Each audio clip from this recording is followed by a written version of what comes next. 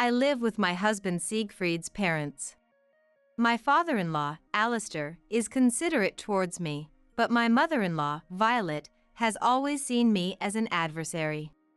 It seems she thinks I'm being spoiled all the time. In reality, that's not the case, but Violet is quite envious and it bothers her immensely. Because of that, she subjects me to daily harassment. One day, everyone except me was going on a trip. Just before Violet left, she asked me to tidy up the luggage and led me to the basement. After I finished carrying the luggage, I noticed Violet behind me, and suddenly, the door slammed shut and I heard the sound of a lock clicking. I was trapped in the freezing basement. Huh? Please let me out! Open the door! I'll open it for you in 3 days. Well then, I'm off for the trip. In the freezing basement with no cell phone or anything else, I tried to figure out how to escape. But no method came to mind, so I decided to wait, eating the stocked provisions I found by chance. 3 days later, Violet came back humming a tune. She laughed as she headed to the basement, imagining me shivering and curled up from the cold. But I was not there. My name is Elsa. I am 26 years old and work as a nail technician. I met my husband Siegfried through a mutual acquaintance and we got married last year. Since we both had just started working and had little money, we decided to live with his parents to receive financial support. While Alistair was happy about the lively household, Violet didn't think much of it. This was partly due to Alistair and Siegfried's actions. Every time I cleaned up the dishes after meals, Siegfried would say, "Oh, I'll take care of it. Elsa, why don't you go take a bath?" And when I was carrying heavy loads, Alistair would help out. "Oh, Elsa, that's dangerous. I'll carry it for you." Violet didn't like that I was being pampered by Alistair and Siegfried. Whenever we were alone, she would always complain. "Must be nice to be treated so kindly." Well, it will end in a week. After that, you'll have to do everything by yourself. Be prepared. Despite her words, it's been a year since we started living together, and it hasn't changed. Because of this, Violet's actions escalated. "You're the only outsider in this house. Yet, you're the most favored. I can't stand it. I don't see any gratitude for being allowed to live here. I'm sorry." Every day, while Alistair and Siegfried were kind to me, Violet would complain. At first, I discussed this with Siegfried, but he said he was treating Violet the same way. "I'm not particularly nice only to you. I treat Mom and Dad the same way." I also didn't think Siegfried was exceptionally nice to me. He seemed to treat everyone equally, but Violet overreacted. "When you and Alistair act kind to me, she always complains about it. Maybe she's just particularly aware of you. Well, eventually she'll stop." I hope so. I had suddenly moved into the house where the three of them lived. As their son's wife, no less. Violet probably wasn't used to living together yet. I thought it was understandable for her to take it out on me and believed that eventually, her mean behavior would stop. But as I ignored and let it pass, it escalated even further. At first, she only seemed to be in a bad mood when talking to Alistair or Siegfried. But lately, she's been getting angry over the smallest things. "Hey! You were just making tea carelessly, weren't you? Did you check the temperature properly?" No. Her yelling made me tense up. "This is why I can't stand uneducated women. Listen, don't make coffee carelessly with the electric kettle. When you cut corners, I end up embarrassed later. Oh, I heard the neighbor's daughter-in-law is so elite and beautiful, but our situation is just the worst." Recently, she's been saying nasty things while looking me straight in the eye. And she doesn't hold back, even in front of Alistair or Siegfried. Elsa, did you clean this room? It looks nice. Thanks. Oh, no. It's actually easier to clean a little every day, so it's really nothing. When Alistair praised me, thinking I was beaming with pride, she would cut in with a snide remark. Really, you haven't done much. Look, there's dust here. See, my hand is all black. You just clean the visible parts and get praised. How nice for you. It doesn't matter. We'll do a big clean together at the end of the year. Alistair defended me from her heartless words. This only made her scowl more and complain. My in-laws arguing about me has become more frequent, and the house is tense. I'll clean it properly now, so you two can relax and enjoy your tea. Every day, I would act as a mediator, resolving the issues one by one. One day, we were having dinner together, and Siegfried started talking about his plans for next week. From Thursday to Sunday afternoon next week, there's a company ski trip. I'll bring back some souvenirs. Alistair, surprised, added, Oh, what a coincidence. I also have a golf outing with my friends from Friday to Sunday morning next week.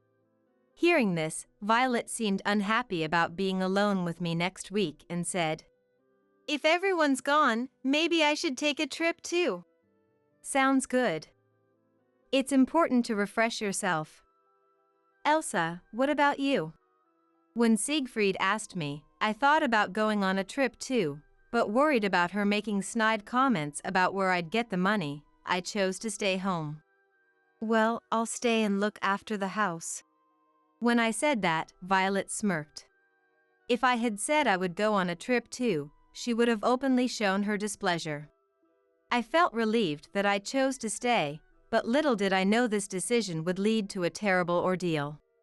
Unaware of this, I naively thought about having some luxurious meals while they were away. A few days later, she decided to go on a trip from Friday to Monday evening.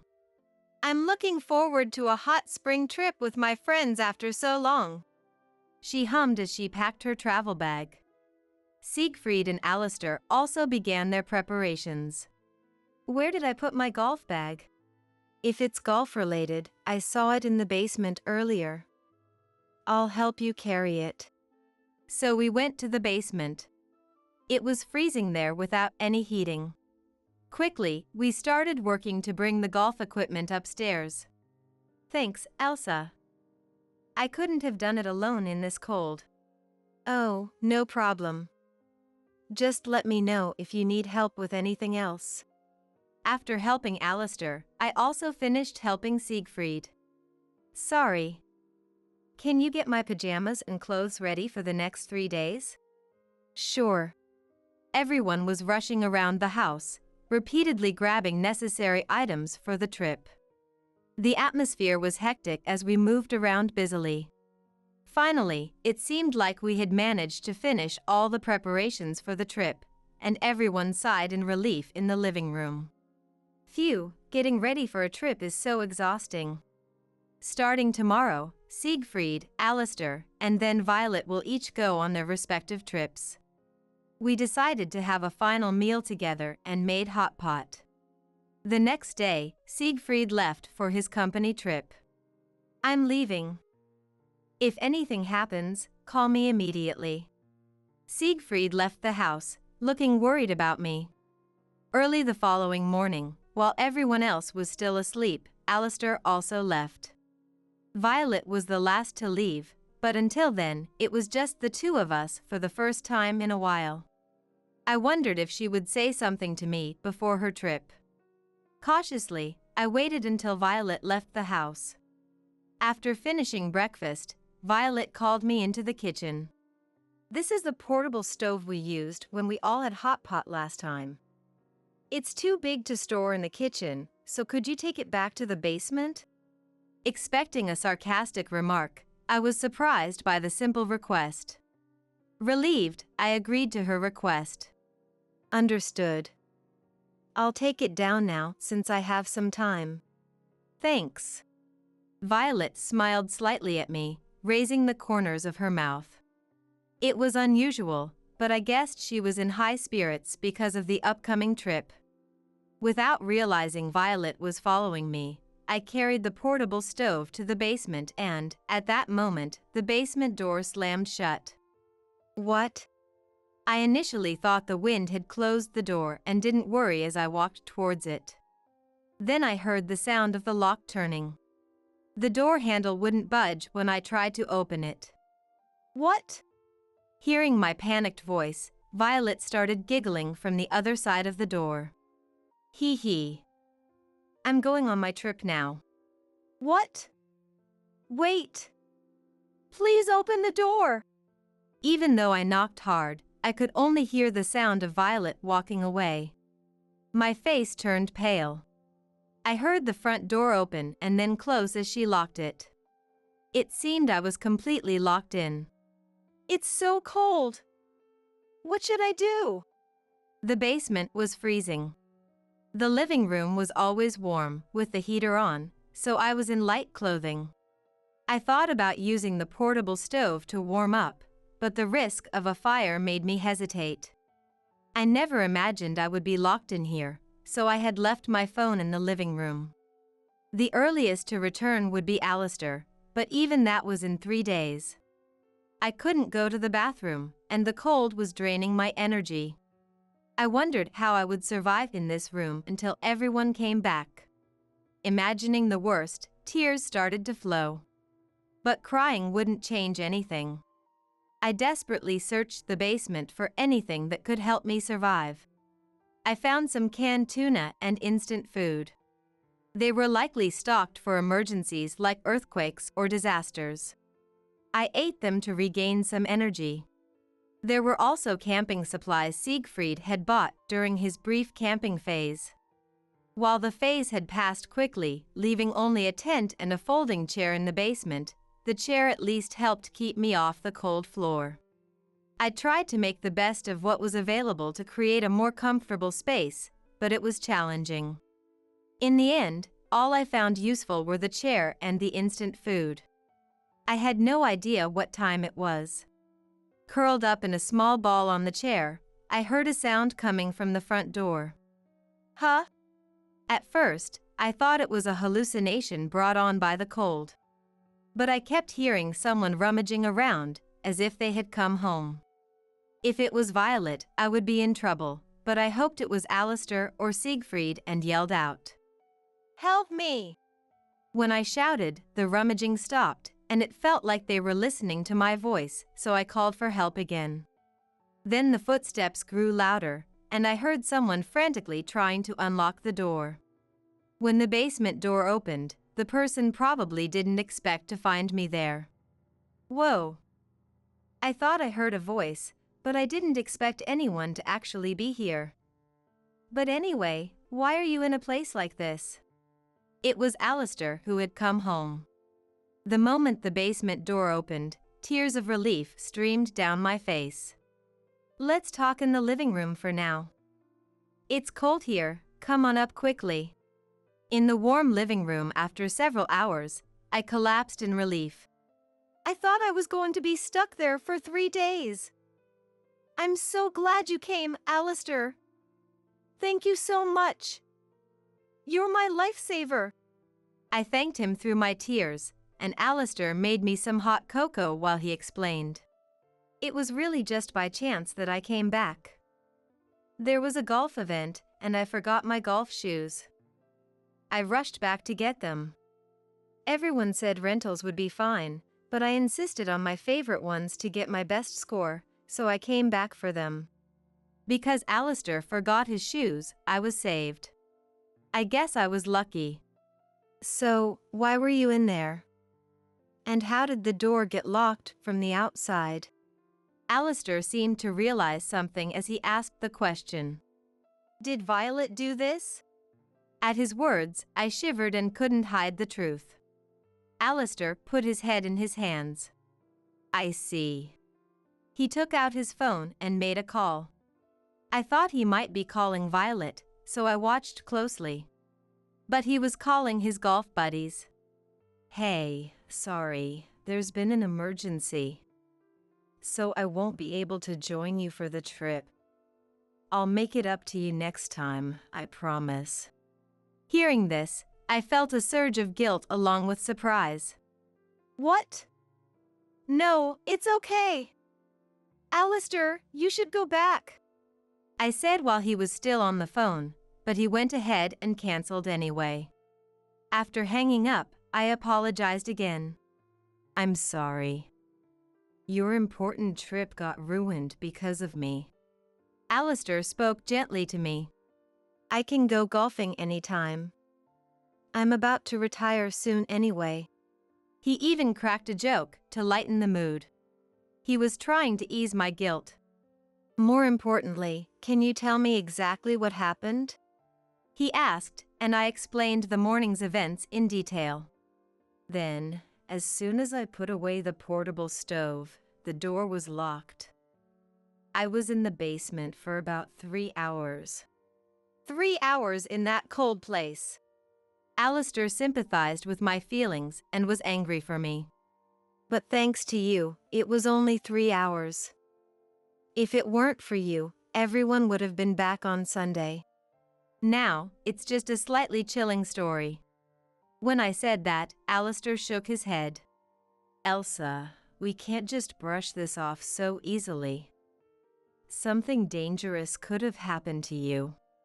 Alistair felt that if they let this slide, Violet might do something even bolder next time. He decided to take action. All right, when Violet comes back. What?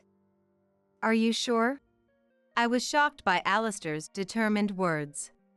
But looking into his eyes, I could see he was serious. Understood. If anything happens, I'll be on your side. With that, I decided to fully support Alistair. I contacted Siegfried, who was on a company trip, to tell him what had happened today. I'll come back right away. But since Violet wouldn't be back until Sunday, I told him to enjoy his trip. I didn't want to disrupt both Alistair's and Siegfried's plans just for me. When I conveyed this, he reluctantly agreed. Got it. I'll hurry back as soon as it's over. Yeah. Thanks. I also discussed with Siegfried how we would proceed. When I shared Alistair's plan, he agreed without hesitation. Yeah. I agree with Dad. Mom won't reflect on her actions otherwise. Everyone except Violet was preparing behind the scenes for her return. Sunday evening arrived in no time. Ah, that was fun. Violet came back, singing happily. We were hiding, so she thought she was alone at home. Well, let's open it up for her. She's heading there. Violet went towards the basement. She unlocked and opened the door. Violet probably expected to find me there, shivering and blue from the cold. But no one was there. What? Where did she go? As Violet shouted, we spoke from behind her. We're right here. Violet spun around quickly. When she saw Alistair and Siegfried glaring at her, she immediately understood that they knew everything. What? Are you still taking the side of this useless wife? She's not a useless wife. She's Elsa. And it's not about taking sides. Violet, you're completely in the wrong. Apologize now. Alistair's tone was lower than usual. He was clearly very angry. Locking her up for 3 days is unthinkable. It's insane. Siegfried joined in to back up Alistair. Violet, frustrated by their constant support for me, retorted. Yes. Sorry. I thought you had gone out too and accidentally locked the door. It wasn't on purpose. Violet tried to get away with a half-hearted apology. There was no way I would accept such an apology, and neither would Alistair or Siegfried. Mom, apologize properly. We gave her another chance, but Violet, feeling disrespected by Siegfried, responded even more defiantly. I already did. I don't need to repeat it over and over. She turned her back on us. Usually, Siegfried or Alistair would sigh and give in at this point. Violet thought this time would be no different. But Alistair had made up his mind on what to say before Violet returned. I can't put up with your behavior any longer. Let's get a divorce. At those words, Violet immediately turned back. Violet widened her eyes and stared at Alistair, asking him, Why? This is a problem between Elsa and me. It has nothing to do with you, Alistair. And just so you know, threatening divorce won't work. No, I've been thinking about it for a while. But we've been together for decades, and the affection I had for you made it hard to take the step. However, after this incident, I can clearly say it. I don't want to live with you anymore. I don't even want to think of you as family. After he finished speaking, no one said a word, and only the sound of the air conditioner filled the silence. Violet didn't respond immediately, likely because she realized that Alistair's words were his true feelings. Her face was pale, and she looked like she might collapse at any moment. So that's it. I got the divorce papers from the city hall yesterday, and I've already filled out my part. We're going to submit them right away. As the reality of the divorce sank in, Violet's breathing became erratic. She pinched herself, hoping this was a nightmare rather than reality. No, you think I'm going to get divorced? Because of this woman. She glared at me, pointing as she shouted. But Siegfried and Alistair quickly defended me. That's what I couldn't stand. If you had sincerely apologized, I might have reconsidered. Hinting there might have been a chance, Violet immediately turned to apologize to me. I'm sorry. I went too far with my mean behavior. I'll be careful from now on. Will you forgive me? She tried to earn forgiveness with her quick change of attitude.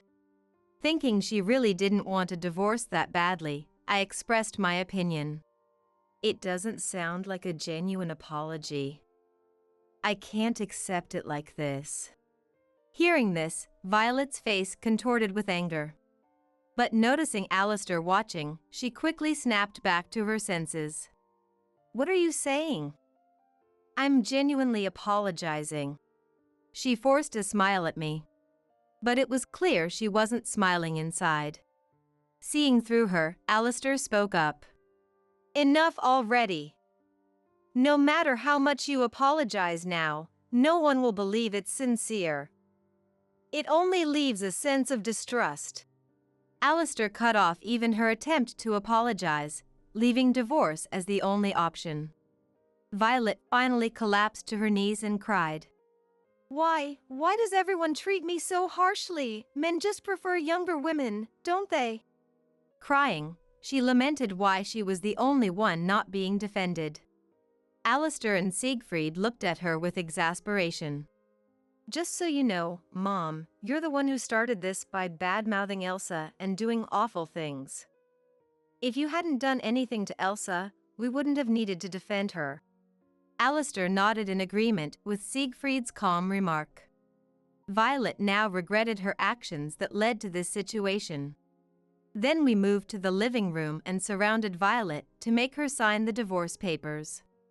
Her hands trembled, and the writing on the divorce papers was barely legible. After signing, Alistair immediately headed to the city hall. All right, Siegfried, take care of things while I'm at the city hall. With that request, Siegfried spoke to Violet. Okay, Mom, let's pack up your things. Siegfried started packing Violet's belongings into boxes he'd previously bought from the supermarket. Mom, do you want to go back to your parents' house for now? He even asked about the shipping address, determined to make her leave. Violet could only stand there, mouth agape, as Siegfried acted mercilessly. By the time Alistair returned home, The packing into boxes was finished, and they had loaded the car and taken the boxes to the post office. Alistair and Siegfried went to the post office together, leaving just Violet and me at the house. Thank you for everything, even if it was just for a short while. I offered a ceremonial thank you, but Violet, still clearly angry, muttered, I will never forgive you. After that, we stopped talking.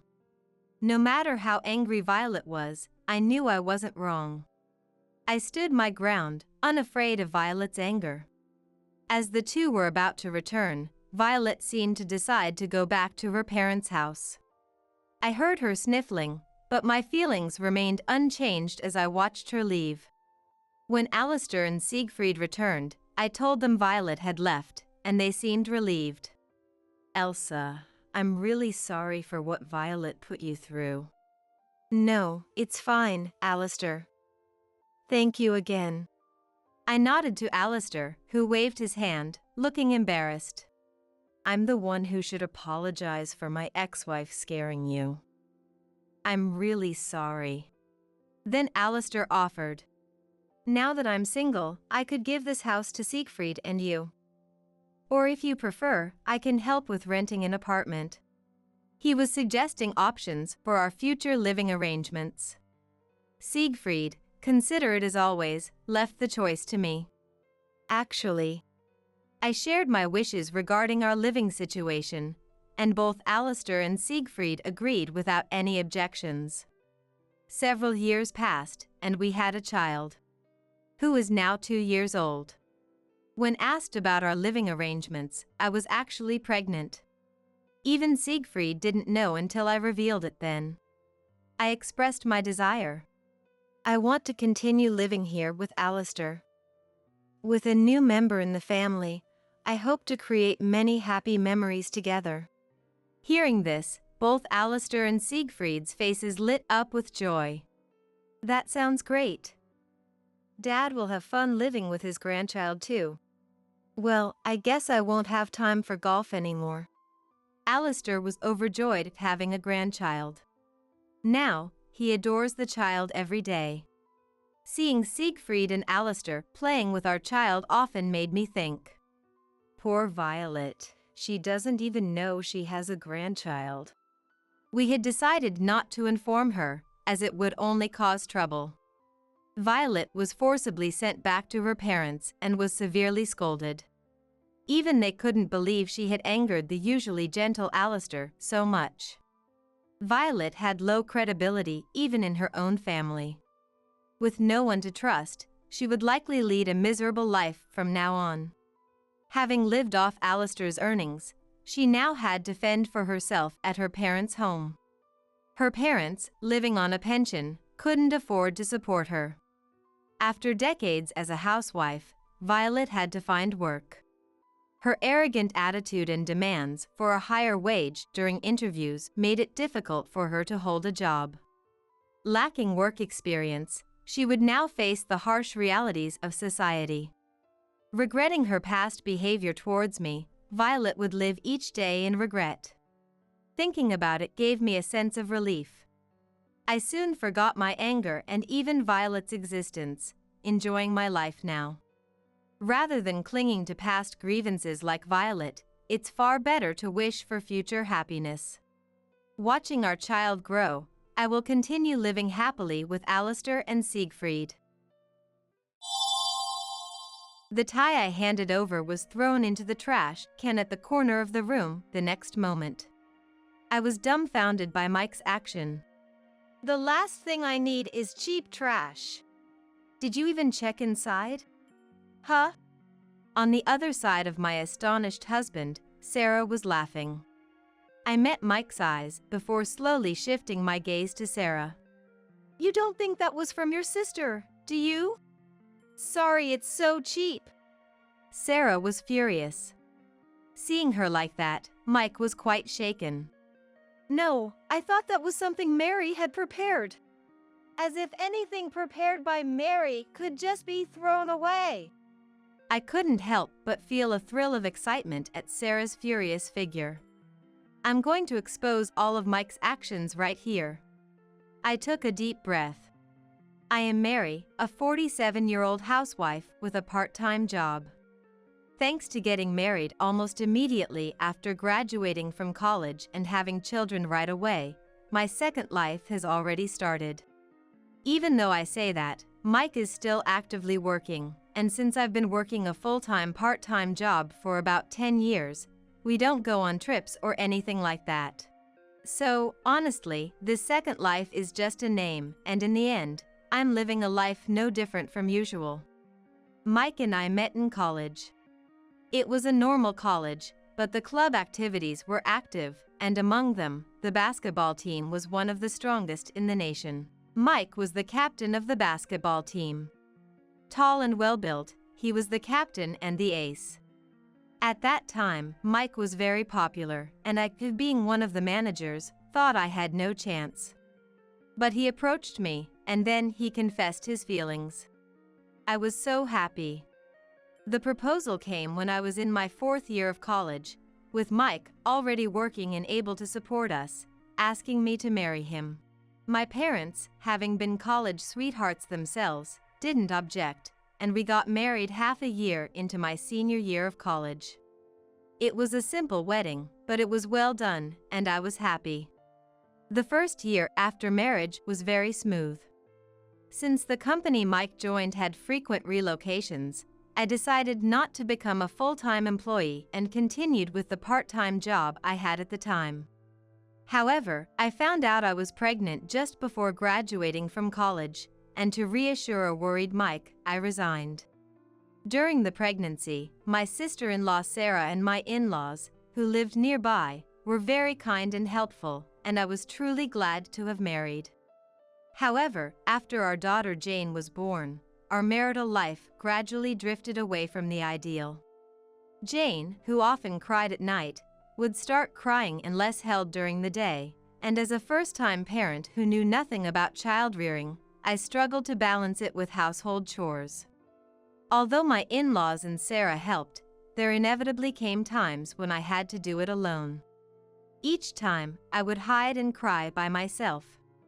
Mike, at first, showed a supportive attitude, but gradually began to go out more often for drinks and such, and by the time Jane was 6 months old, he had completely stopped helping with the household chores. Even when I begged him to spend a little more time with Jane, he would reluctantly stay for about 10 minutes before calling me over to take her and going out himself. "Hey, I wish you could spend a little more time with Jane. I'm busy, you know." When I said that, Mike would sigh heavily and condescendingly lecture me. "You wouldn't understand since you've never been out in society, but being an adult is tough. I need to refresh on my days off to survive. Understand?" I absolutely despised the way Mike lightly tapped my head as he said that. However, it's true that Mike was providing for us, and it's also true that I didn't know society. So, every time he said that, I would swallow my words, and eventually, I stopped asking Mike for anything. Thus, Mike continued a life that hardly resembled that of a caring father, only paying attention to Jane when it suited him, for over 20 years. But then he began to take an active interest in Jane. "Jane, let's go out." "Okay." Every weekend, I would see the two of them off as they went out together, and I would take care of the household chores. Thanks to starting a part-time job about 10 years ago, we had a bit more financial leeway, but chores would pile up, so I had to clean and prepare meals in advance during the weekends. Up until about 3 years ago, Jane was on my side. She would help out and give me presents. But ever since she started going out with him, she completely became Mike's ally. The reason was simple: Mike would buy her something every week. Jane, coming home with shopping bags full of new clothes and accessories in both hands, initially confused but now delightedly heads straight to her room to have her own fashion show. Buying her expensive things every week might be a bit much. Huh? Are you jealous of Jane? Can't help it. She's cuter than a middle-aged woman like you. Mike said with a laugh and went to Jane's room. Indeed, Jane is lively and bright like Mike, and beautiful. She probably knows it, too, with looks that wouldn't be out of place on a celebrity. As for me, it's inevitable that I be called plain. But I am only 45 years old. I shouldn't be referred to as a middle-aged woman. Angered, I decided to confront Mike and Jane and headed to Jane's room. But just as I was about to open the door, I overheard a shocking conversation. "Dad, this is really cute." "Thank you. It suits you. Just like my daughter." "Tell Emma thanks, too. I've wanted something matching with her." "Emma is beautiful, too. The clerk said we looked like a beautiful mother and daughter today." "Really? That makes me happy." I couldn't understand what the two of them were talking about. Beautiful mother and daughter? Who and who? Weren't they going out together every week? I was dumbfounded, my hand still on the doorknob. I couldn't even wipe away the tears rolling down my cheeks, my body wouldn't move. Unaware of me, Jane and Mike laughed and talked about their next outing. I couldn't stand how much I hated them. The next day, I stopped by a detective agency on my way home from my part-time job. The clerk there was very kind, and I ended up pouring out everything I had been holding in. And just like that, I contracted them to investigate Mike and his activities. Months later, when I received the investigation results, I was dumbfounded. Mike was meeting his mistress nearly every day, and on weekends, he would take Jane on long trips. As I read further, even more shocking details came to light. "You've got to be kidding." I was furious at Mike's incredibly disloyal actions. I couldn't forgive him, I would have my revenge. Just then, a message arrived on my mobile phone. It was from Sarah, asking if I would like to join them at the in-laws' house to celebrate Mike's promotion. I hadn't heard a word about Mike getting a promotion, but I resolved to reply to Sarah with my acceptance. I didn't want to buy a gift for the celebration, but it would be strange if I was the only one who didn't bring anything. With that in mind, I decided to let Sarah help me pick something out. The tie we bought from a high-brand store that makes custom suits cost $300. "We'll put it in a plain paper bag so he won't immediately realize what's inside." "It's a surprise. I hope he'll be happy." Yes, indeed. Imagining the joy on her brother's face, Sarah seemed excited, which made me feel a bit guilty, but my desire for revenge on Mike was stronger. I proceeded with my plan. And on the day of Mike's promotion celebration, seeing the plain paper bag I was holding as we left the house, Mike clearly looked disappointed. But he said nothing more, and we headed to the in-laws. Upon arrival, we joined Mike's parents and Sarah at the table, enjoying a pleasant meal together the whole time. "Let's give him the presents now. Who wants to go first?" Me. Congratulations, Dad." Jane handed him a brandless handkerchief. Though neatly boxed, it didn't seem very expensive. Mike received it with a smile. Unusual for brand-loving Mike. Thinking this, I took the box containing the tie out of the paper bag and handed it to Mike. "Congratulations on your promotion. This is from me and..." The tie I handed over was thrown into the trash can at the corner of the room the next moment. I was dumbfounded by Mike's action. "I don't need cheap trash." "Did you even check inside?" "Huh?" Sarah was laughing on the other side of my astonished husband. I met Mike's eyes before slowly shifting my gaze to Sarah. "You don't think that was from your sister, do you? Sorry, it's so cheap." Sarah was furious. Seeing her like that, Mike was quite shaken. "I thought that was something Mary had prepared. As if anything prepared by Mary could just be thrown away." I couldn't help but feel a thrill of excitement at Sarah's furious figure. I'm going to expose all of Mike's actions right here. I took a deep breath. Sarah, it's okay. I don't mind. But really, it's okay. After all, I don't need a gift from someone I'm divorcing. Everyone present was shocked by my words. Mike was trembling, but still tried to calm himself and spoke to me in a soothing voice. Divorce? I admit I went too far just now. I'll apologize. It's not just about what happened now. You know that, don't you? Mike was puzzled, unable to grasp my real intention. Amidst this, Jane's carefree voice could be heard. It's fine if they get divorced.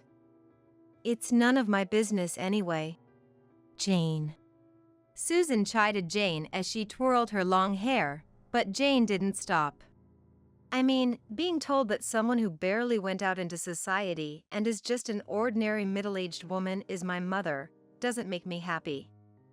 I'd be much happier with someone who understands fashion. Jane was probably referring to Mike's mistress.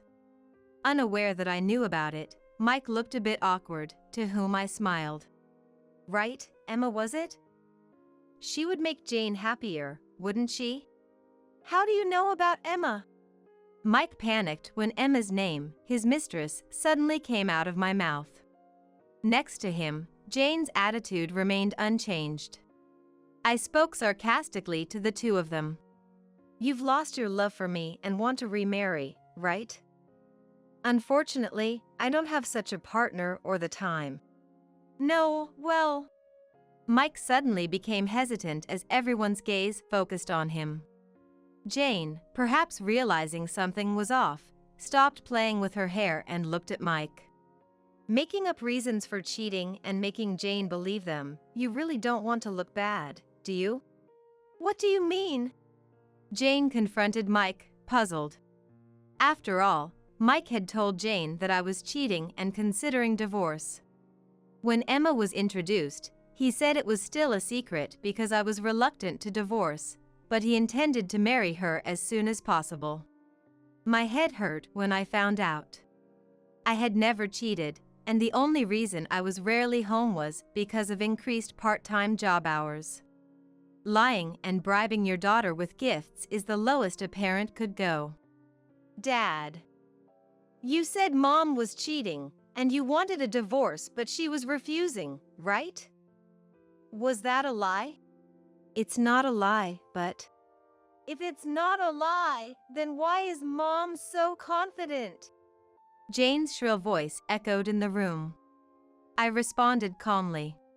It was more convenient to deceive you. That way, it would be easier to see Jane after the divorce, or for him to return to his parents' house, probably for reasons like that. It's a lie, a lie. Jane repeated it's a lie as if she couldn't believe my words. Mike was pale and frozen. I handed him the divorce papers. Wait on the divorce. You plan to marry Emma, right? Jane seems to get along with her, so there shouldn't be a problem. But we've been married for over 20 years. There are feelings. What you have isn't feelings for me, but for the money you don't want to part with is alimony, right? When I spoke plainly, Mike grimaced and glared at me. Even if he was hit right on the mark, he was no longer the man I once admired, just a middle-aged man. I realized then that his love for me was gone. Is that true? Sarah's voice echoed in the quiet room. Mike started to tremble. In this house, the most frightening person isn't the in-laws but Sarah. Sarah, who had been cheated on in her youth and had broken off an engagement, has remained single since. Unlike Mike, Sarah graduated from a top university and was so beautiful that men constantly pursued her even after her engagement was broken off. But Sarah rejected them all. You know how much I despise men who cheat, right? Yes. Then why did you do this? What did you want to achieve by hurting Mary? Sarah spoke calmly, but a quiet anger could be felt in her voice, silencing not just Mike but everyone in the room. Mike was so pale and trembling He looked as if he might collapse. What you can do now is sign the divorce papers, pay the compensation, and then cut ties with our family. Got it? Cut ties? Why? Because I don't want a despicable man to be part of the family. Shocked by Sarah's words, Mike hung his head. It must have been hard for Mike, who has a bit of a sister complex. He signed the divorce papers and then started crying softly, his body shaking. Mary is the one who should be crying. You have no right to cry. Sarah's words were like a final blow, and Mike had no response. I presented another document to Mike, delivering the final strike. Emma left this for you. You met with Emma? Mike, who perked up at Emma's name, panicked upon seeing the contents of the document I presented. It was about the compensation claims. What do you mean by compensation claims?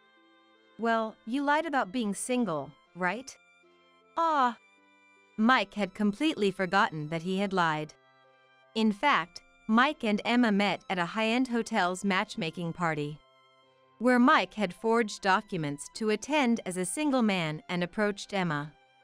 He even went as far as to say that the reason for his divorce was his ex-wife's cheating, claiming the divorce was finalized but his ex-wife wouldn't leave, causing trouble for him and his daughter, but she was just doing housekeeping now, so he was dealing with it as hiring a housekeeper.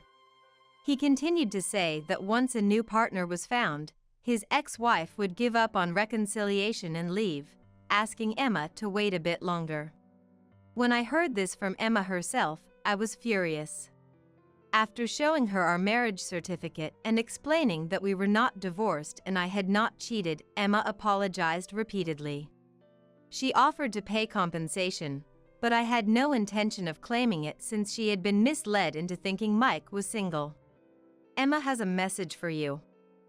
Never show your face to her again. Ah. Mike must have been planning to have Emma support him financially in exchange for paying me compensation. His expression was one of utter despair. Mom. I'm sorry. I didn't know. Jane apologized from next to a silent Mike. I have no need for a daughter who can't distinguish right from wrong at 25 and disrespects her mother. No need to apologize. Mom. Once the divorce is finalized, leave my house. Why? Jane asked, to which I sighed. The house we lived in was actually in my name. It was left to me when a relative passed away, and I became the owner when Mike and I started living there. I had mentioned this to Jane before, but she seemed to have completely forgotten. Your attitude towards your mother is unforgivable, and the period for reconciliation has passed. I'm sorry, but you'll have to leave with your dad. I'll apologize. Come on, Mom. Let's live together again. Please. Jane screamed in desperation, but I looked at her coldly.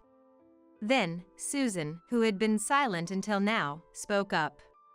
Mike and Jane, please never come back here again. But Mom. Mike looked up at Susan's words. Susan was furious. Seeing her like that, Mike couldn't hide his shock and started crying heavily. Jane was just frozen, shocked by the usually gentle Susan's transformation. I don't want to talk to people who hurt others like you do. Please leave. So, after Susan's declaration, Joe, my father-in-law, stood up, grabbed Mike by his clothes, forced him to stand, and dragged him to the front door, pushing him out of the house. Mike initially banged on the door and shouted to be let in, but as neighbors started to gather, he eventually left with Jane. In the quiet of the in-laws' house, now that Mike and Jane were gone, I savored the coffee and cake Susan offered, enjoying some peace for the first time in a while. After that, I submitted the divorce papers. With the compensation from Mike, I've become somewhat wealthy. As for Mike, not only did I take all his hidden savings, but his forgery at the matchmaking party became widely known after a colleague who had also attended the party exposed him at work. As a result, he lost his credibility and, despite his recent promotion, was sidelined. Jane made a big mistake at work and, although she wasn't fired, her salary was significantly cut. Moreover, I heard she got involved with a married coworker and is currently being sued for compensation by his wife. I couldn't help but think of them as two peas in a pod, almost feeling detached from their plight. The two of them have been living together after being kicked out of the house. However, since I did all the household chores, neither of them knows how to manage a home. The house is a mess. They constantly eat out due to their inability to cook, which has drained their finances, and they seem to argue every day. Emma, after breaking up with Mike, married her childhood friend. I've heard through the grapevine that she's now the mother of twins. Despite being deeply hurt by Mike, it's comforting to know she has moved on to a happier future. I was relieved.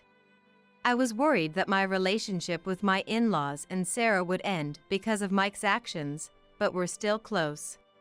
Sarah says I'm her sister, and something like this won't sever our bond. I'm grateful to be part of such a kind family. And, surprisingly, Sarah has recently found a boyfriend. He's 5 years older than her, a kind man who managed to soften Sarah's firm resolve against marriage. Susan, who sneakily bought a bridal magazine. It's a secret. And was reading it in her room, shared her secret with me, looking so endearing it warmed my heart. As for me, I was offered a full-time position at the company where I was working part-time and have been working hard. Life is as busy as ever, but living for myself alone is quite enjoyable. Selling the house and starting to live on my own was a shock, especially since all my belongings fit into just one cardboard box. Now, I'm gradually acquiring furniture that suits my taste. Living surrounded by things I love makes me incredibly happy, and no matter how busy I am, coming home always rejuvenates me, fueling my energy for the next day. I even think to myself that I should have done this much sooner. Recently, a coworker offered to give me a cat. The idea of living with a cat doesn't sound too bad. With these thoughts in my mind, I'm determined to live my life in my own way today as well.